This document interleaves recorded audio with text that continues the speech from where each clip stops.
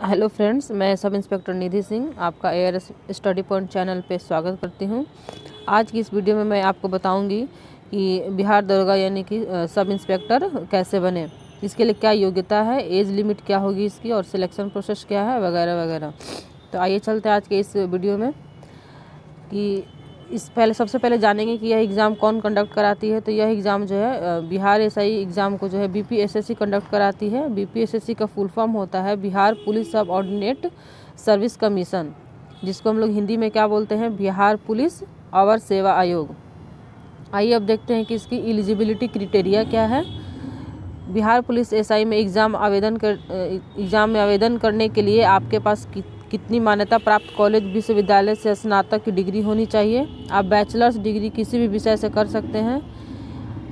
अब ये सवाल है कि क्या फाइनल ईयर के छात्र आवेदन कर सकते हैं। तो हाँ, आवेदन पत्र भरने के अंतिम दिनांक तक अगर आपके पास फाइनल ईयर का रिजल्ट होगा तभी आप आवेदन कर सकते हैं। अब देखते हैं कि ग्रेजुएशन में कितने % अंक होने चाहिए ताकि आप इस फॉर्म को भर सकते हैं। बिहार पुलिस दरोगा बनने के लिए केवल स्नातक डिग्री होनी चाहिए। यदि आप 33% अंक या 3rd डिवीज़न से भी पास हुए हैं तब भी आप बिहार राज्य के पुलिस बल में एक सब इंस्पेक्टर बन सकते हैं। अब देखते हैं कि इसकी एज लिमिट क्या है। तो जनरल ईडब्ल्यूएस मेल के लिए 20 से 37 वर्ष तक है इसका age limit. BC EBC male के लिए है 20 से 40 वर्ष। जनरल ईडब्ल्यूएस बीसी और ईबीसी की महिलाओं के लिए यह है 20 से 40 साल और एससी एसटी के मेल और फीमेल दोनों के लिए यह 20 से 42 साल तक है। यदि आप बिहार राज्य में किसी सरकारी विभाग में काम करते हैं तो आपको ऊपरी आयु सीमा से 5 साल की छूट दी जाएगी। अब देखते हैं कि बिहार पुलिस एसआई सिलेक्शन का प्रोसेस क्या है। इसमें 4 प्रोसेस होता है। पहला प्रिलिमिनरी एग्ज़ाम, दूसरा मेन रिटेन एग्ज़ाम, तीसरा फिजिकल एलिजिबिलिटी टेस्ट और चौथा मेडिकल एग्ज़ाम। अब देखते हैं कि प्रिलिमिनरी एग्ज़ाम में किस तरह के क्वेश्चन रहते हैं, कितने मार्क्स के रहते हैं।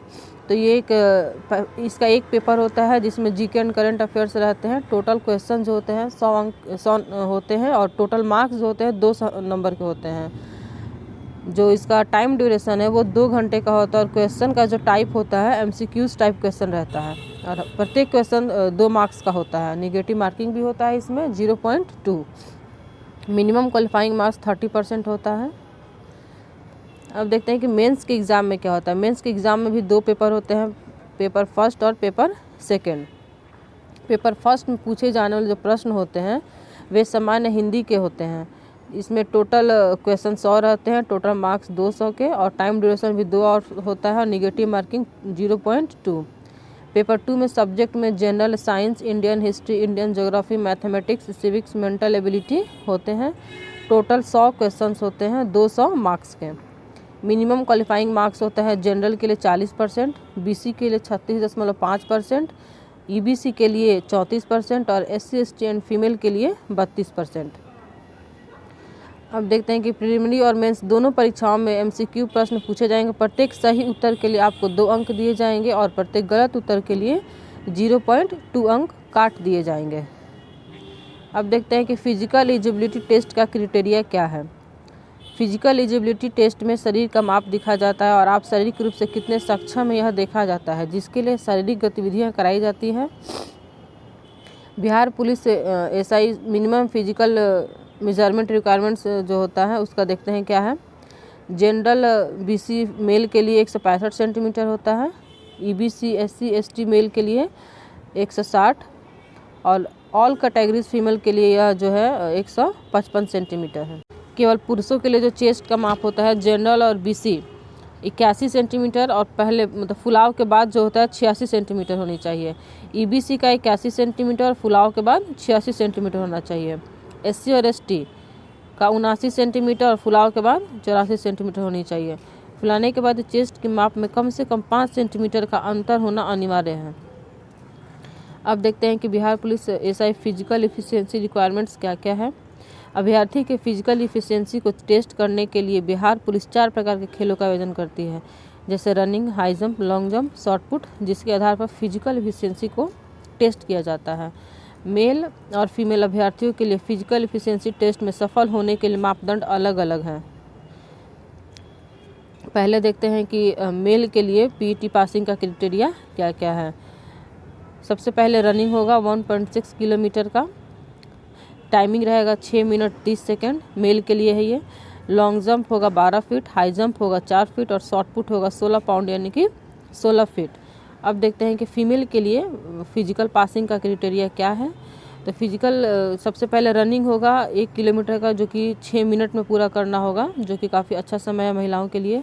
लॉन्ग जंप का होता है 9 फीट, हाई जंप का 3 फीट और शॉर्ट पुट का 10 फीट। दौड़ पूरी करने के लिए आपको केवल एक मौका दिया जाएगा और वहीं high jump, long jump, short put के लिए 3-3 मौके दिए जाएंगे।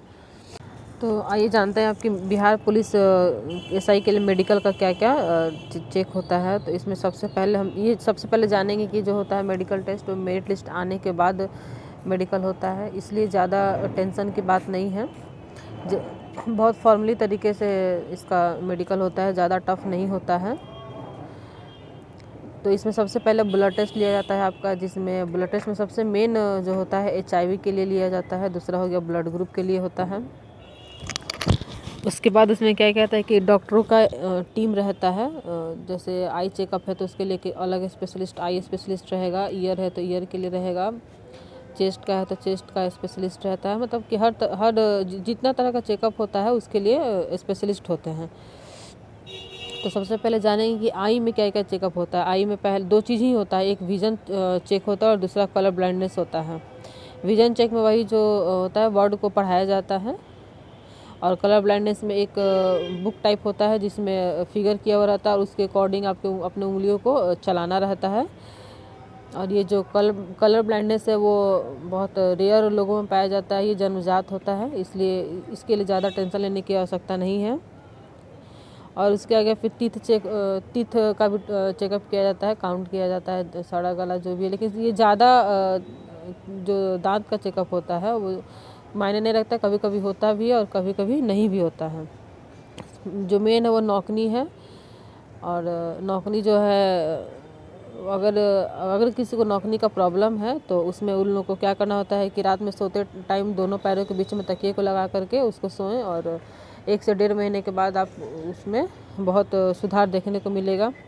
उसके बाद से फ्लैट फुट का चेक वगैरह होता है। अब इसके आगे देखते हैं कि बिहार एसआई के लिए प्रिपरेशन का टिप्स क्या है। तो वही प्रिपरेशन के टिप्स के सबसे पहले हमारा तो एक सबसे बेसिक जो बुक होता है जो हर कोई पढ़ता है, लूसेंट, उसको हम लोग को बेसिक बुक लेके चलना चाहिए। लूसेंट के बाद फिर घटना चक्र जो बीपीएससी का 8 खंड में आता है उसको अच्छे से डीपली पढ़ा होना चाहिए, कम से कम 5 बार, 5 से 6 बार।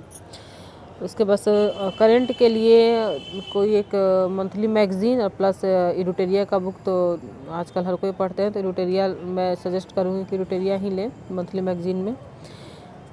उसके बाद मैथ्स और रीजनिंग बचा, तो मैथ्स में आप कोई भी बुक ले सकते हैं किसी बुक से, क्योंकि ज़्यादा मार्क्स के होते नहीं हैं, तो कोई भी एक नॉर्मल बुक लेकर के आप उससे प्रैक्टिस कर सकते हैं। रीजनिंग का भी सेम प्रोसेस है, कोई भी एक बुक ले लें और उस पर प्रैक्टिस करें, जिससे आपकी तैयारी बहुत अच्छे से हो जाएगी। और आगे देखते हैं कि बिहार पुलिस एसआई प्रमोशन और कैरियर ग्रोथ क्या है इसमें। सबसे पहले कि इसमें उम्मीदवार को जो प्रमोशन होता है उसके द्वारा दिए गए सेवा के वर्षों की संख्या के आधार पर किया जाता है।